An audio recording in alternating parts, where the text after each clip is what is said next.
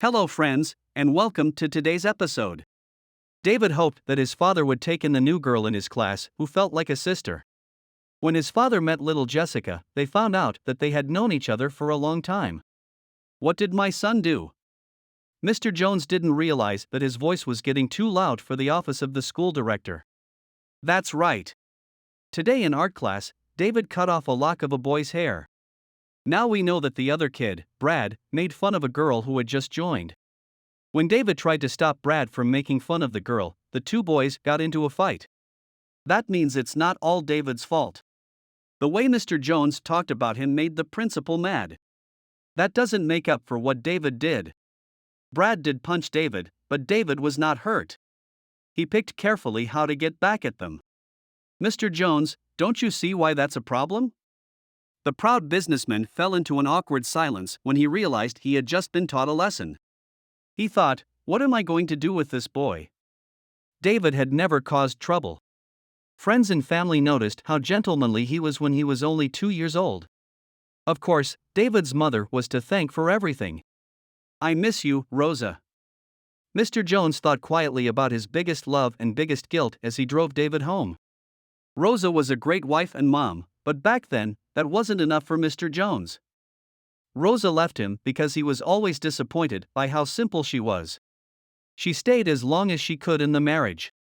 She started her job as a stylist so that her husband and child could be happy. Rosa went from being a housewife to being on the cover of a magazine for women business owners in just 2 years. She was admired because she had a loving and rich husband, a very successful brand, and a child at the same time. But only David knew that Rosa had turned bitter on the inside. She lost her old friends, went from being kind and nice to being very competitive, and the perfect marriage was no longer filled with love. So it wasn't a surprise when Rosa got a divorce, said goodbye to her husband and son, and moved on to a new part of her life. Rosa had only written to him once in all these years. That letter was still in his pocket. Mr. Jones turned to David at last. Why were they making fun of the girl? David was surprised that his dad was interested. They were making fun of her because she didn't have a family. Jessica broke down in tears and told them to stop being mean. But those boys kept going and going. When he read the last line, Mr. Jones's heart sank. I've also heard that she lives with a poor aunt who lives far away.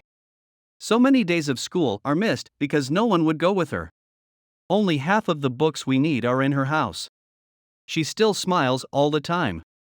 David started to cry when he thought about a friend. She should have so much more, Dad. Why can't we give her a home? Take her in? Yeah. I feel like she is already my sister. I cry when she does. Mr. Jones tried to comfort David by ruffling his hair. My beautiful boy has a heart that used to be like his mother's. I can't also break this one. Okay, here's what. Why don't you ask her to lunch on Friday after school? Let me meet the person you like. Make sure her aunt gives you the okay. You asked, what's her name? The look on David's face changed. Saying Jessica. David did come home walking with a spring in his step, holding hands with Jessica. Mr. Jones was touched by their friendship. The little girl did have a friendly smile, and David almost thought she was his sister. You're Jessica, right? So much has been said about you. Please tell me more. Jessica began telling her life story with a voice that was full of innocence. Mr. Jones found out that she was born to loving parents who lived in a nice city house. But last year, when my mom and dad were picking me up from dance class, they were hit from the front by a big truck. I waited for them outside my class for hours. One of my aunts told me that my mother and father had died that night. I cried a lot at first, and my aunt helped me. But then I heard that someone had been dishonest and stolen all of our money. So, my aunt and I moved into a small house together. There is nowhere to play, and a hole in the roof means that my bed is always wet. Now, my aunt doesn't like me as much. I think my aunt might have been unfaithful. Mr. Jones's heart hurt as the little girl told him about one bad thing after another. Maybe I should try to find a better home for her. Yes, I also have a picture. David, meanwhile, was worrying about how to make the best glass of lemon juice for his guest. Look! Jessica told Mr. Jones about the picture she took out of her bag and showed to him. The picture made Mr. Jones's face go pale. No, it just can't be. Yes, that's my dad. He was called Thomas. He took photos for a living. That's my mom, by the way. She was known for her style. Isn't she beautiful? Rosa is her name. As he thought about Rosa's last letter, Mr. Jones tried to come to terms with the shocking truth. Ben, I didn't tell you this because I didn't have the heart to stay any longer. But I think you should know this now. I was pregnant with our second child when I left. I'm going to have a baby in a few weeks.